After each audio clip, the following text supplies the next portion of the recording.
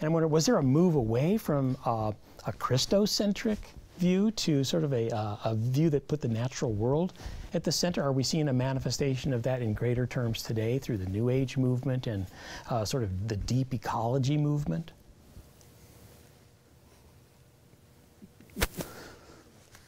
You know, we may be. I don't know, but there's something that I find really interesting.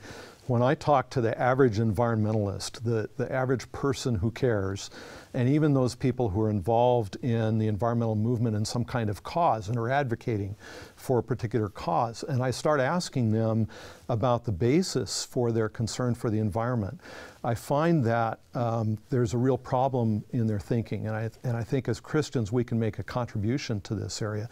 And the problem in their thinking is that they can only describe the value of the environment in utilitarian terms.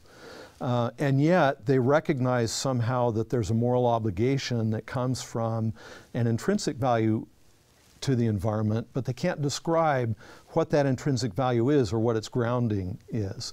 And so I think we can exploit that as Christians and ask them, you know, say we acknowledge that we have a moral obligation with respect to the environment, but perhaps as Christians we have an explanation for why we recognize that, and it's because we have a Creator.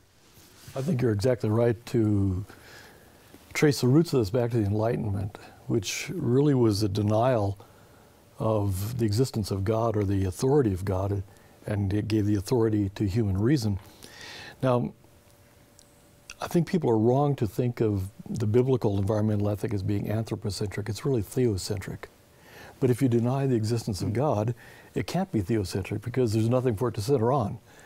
So contemporary environmental ethics is usually either biocentric, that is focused on the value of living things, or ecocentric, focused on values like ecosystemic holism, or the more extreme radical fringe Gaia-centric, goddess Mother Earth, or resacralization of nature.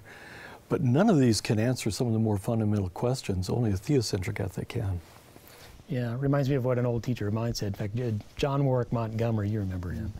He said that, this is a little bit of a simplistic notion, but that in the 18th century the Bible died, you know, through the Enlightenment critique, and in the 19th century God died, you know, and then in the 20th century humans died. I mean, it seems like that kind of analysis you could actually trace the environmentalist movement in some respects too. Biola University offers a variety of biblically centered degree programs, ranging from business to ministry to the arts and sciences. Visit biola.edu to find out how Biola could make a difference in your life.